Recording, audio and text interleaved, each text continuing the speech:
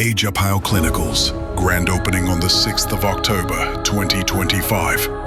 We are now moving to the new premises, number 20 Union Street, Mdoni House, Mpangeni, right next to Queen Nandi Hospital.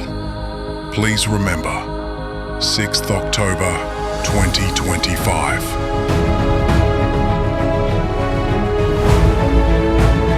Greetings, igama uMphumelelo ngoMkhwanazi. Okwamanje ngiqashela eAjuPhile, I'm an arts manager kwiwing yakwa-art. Kahle mina ngenza i-theatre kwa-performing arts. So lapho I specialize in music, acting kanye ne-dance.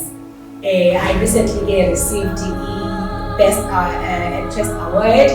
Yes, a KZN. So what I do at eAjuPhile is we go to schools. So check out ama-drugs ey'nganeni ezaka-grade 9.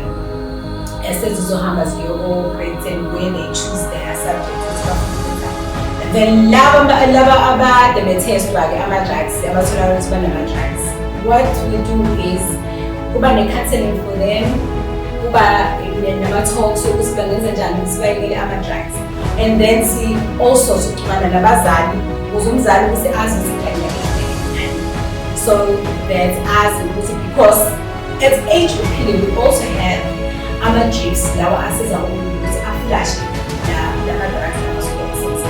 Sanibonani, ngikhuluma noMamBiyela ohlala eNgwelezane, ngisebenza as unesi ngiqashwe eAjuPhile. Ngispecialize ngokufaka ama-drip. Sinazo zonke iy'nhlobo zama-drip ozidingayo. Energy drip, detoxer, skin glow drip, hangover. Noma mase unomntwana ohluphayo ukuthatha kakhulu ama-drugs, noma uma usuthathe kakhulu uphuzo usufuna ukuyeka, siyakwazi ukusiza, uyasizakala. Sine-weight loss drip namanye-ke nje-ke akhona esingakhuluma uma sesofika kuthina. Hello everyone, my name is Sitemile Mthengisi.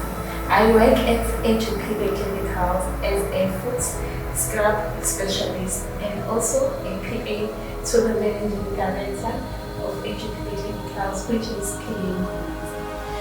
Guys, do come in numbers on the 6th of October for our grand opening at Mdoni House.